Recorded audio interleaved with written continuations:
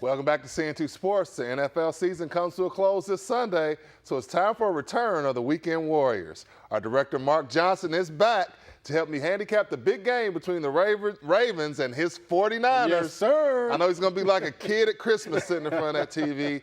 For entertainment purposes only, remember that, people.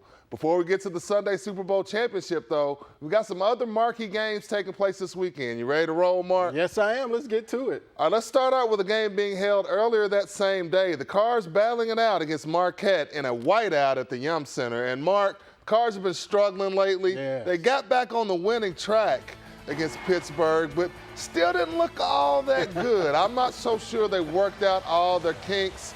I think Marquette poses some of the same problems that Pittsburgh does. They're big, they're a physical, Big East style of play. They're going to try and slow Louisville down and make it an ugly game.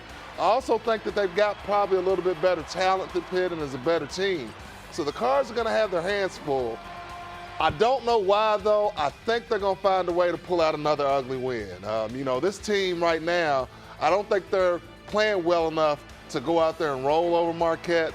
But I think it's going to be another ugly, low-scoring game, and Louisville's going to do just enough to pull out the win. I've got Louisville 62, Marquette 60. Well, you know what? You make a good point. They haven't been playing very well, and some are already hitting the panic button. But I know the Cards have dropped 3 of their last 4 games, but Rick Pitino has everything under control. Remember, they dropped 4 of their 6 final regular season games last season and then got on a roll come tournament time and end up in the Final 4. They do have problems scoring points in the half-court offense, but defensively, if they can continue to cause turnovers, get out on the break, get easy baskets for themselves, they'll be just fine. I like Louisville over Marquette this weekend. A little larger margin, though, 72-63. I think they win pretty comfortably then. Yeah, all right, let's move on to Kentucky, who travels to Texas A&M for an SEC bout in College Station. The Cats, man, that was their best performance of the year. They actually looked like a legitimate team that could make a run. They're but improving. It's only one game, though. I mean, they're going to Texas A&M. And, you know, I know you're going to talk about your boy Elston Turner. I don't need to say a whole lot. Cat fans saw it. Everybody saw it. But I think they bounced back this week. I think they got their mojo going after that big win at Ole Miss. Texas A&M, they haven't really done – Texas A&M nor Elston Turner has done much. I know you'll probably elaborate on that in the middle. Neither one of them have done much since they played UK. Kentucky's on an uptick. I think they go in and drop the hammer on A&M. I've got Cat 72. A&M 58. Well, you know, I agree with you. Elston Turner just went off on Kentucky earlier this season. And just take a look at the numbers that he put up against the Cats. 40 points. Chip, that will not happen again. No, they haven't played anywhere near as well as they did in Rupp earlier. The Cats take this one 76-69 this weekend. But I predict Elston Turner, he scores like 18 points. Less than half. I don't even know if he's going to go that many. I think they're going to really be focused on shutting them down. They shut down Marshall Henderson last night. I agree, man. I like the Cats also. IU hosts Michigan during an ESPN College Game Day tilt. And, Mark, this is going to be a good one. You know, IU has been, you know, tough at home, had a big win over Michigan State last weekend. I think Michigan, though, to me, is the best team in the country. They've got the best offense. They've got the best point guard in Trey Burke, a bunch of offensive talent. However, this is the Hoosiers at home.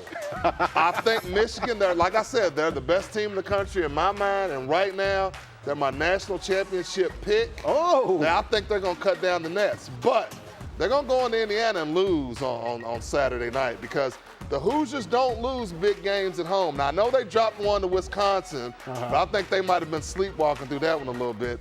Go back to the Michigan State game. Tight game. Hoosiers made the plays in the end. Might have got a little home cooking going, too. We know that could happen in Assembly Hall also. And Kentucky fans can tell you about going back to last year. Big games in Assembly Hall. You got ESPN College Game Day coming there. Again, I love Michigan, but I think Indiana's going to win a nail-biter. I've got Hoosiers 84, Michigan 83. It's going to be a classic. Well, you know, Michigan, they're a team with good pedigree, with players like Glenn Robinson III and Tim Hardaway Jr. being a major part of the Wolverines' success. But the leader of the pack is just the guy you mentioned, sophomore point guard, Trey Burke. He's averaging nearly 18 points a game, and really, I don't see anybody on IU's team that can match up with him. He's great at creating off the dribble for himself, and he's also good at setting up his teammates. He's averaging over 7 assists a game. Michigan is going to be trouble for IU, Chip. There are too many matchup problems, and Trey Burke, he is a big, big reason why. I like the Wolverines this weekend, 82-77. And finally, our picks as the Baltimore Ravens take on the San Francisco 49ers in New Orleans. The Harbaugh Bowl, Marcus, that's got a lot of, that's been the big talk. Ray Lewis has been a big storyline, but obviously as a 49er fan, I know you got to be thrilled to see your boys back in the Super Bowl. As a Cowboy fan, though, I'm a hater. I can sit there and say I'm jealous. I'm a hater. Oh, no. The Cowboys didn't make it. The 49ers did. Our arch nemesis is in the Super Bowl. But you got to give Jim Harbaugh and Colin Kaepernick a lot of credit. He made that gutsy move. Yeah. Benched Alex Smith, and it paid off. A lot of people thought he was crazy at the time, but it worked out. And I think San Francisco, if you look at their offense and look what they've done defensively, they're probably a little more balanced. But I think, but I'm a hater, like I said. I'm a hater.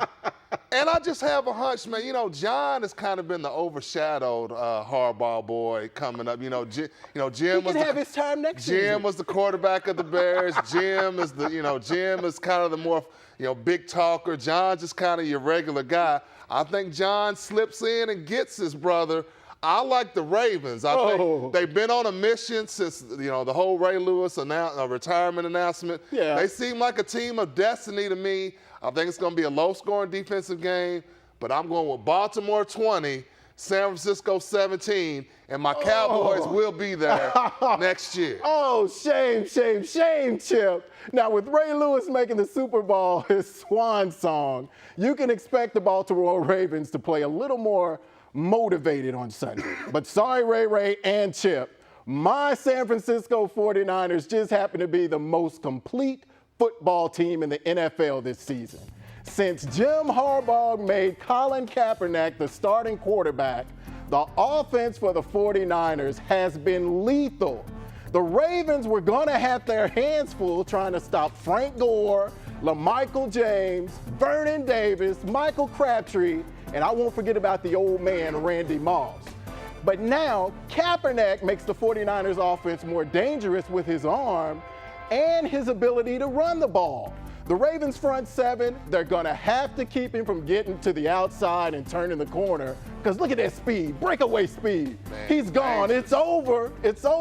I'm sure that there is no secret to who I was gonna pick in this game. And Chip, we are gonna be celebrating on Bourbon Street. 49ers win big, 35-17. Boy, you are feeling it, 35-17. Yes, you don't even think it's gonna be close. No. I tell you what, the real reason why Baltimore's gonna win this game? Why is that? Deer antler juice, baby. I've been using that for 10 years. It ain't done me anything. The deer antler juice is going to make the difference. Thanks, Mark. We'll post the results Monday on mycn2.com. Good luck and enjoy the games. That's our show for tonight. Don't forget to tune in tomorrow when Tony Vanetti and Thomas Bowser join me from Sate's Pizza and Pub. And if you're in Louisville, it's not too late to join us. The taping will run to about 9 p.m. tonight at Saints on Breckenridge Lane in St. Matthews. We'll be talking U of L and UK basketball, have some prize giveaways with Radio Ron from KSTV. Thanks for joining me, and have a great night. Go Niners!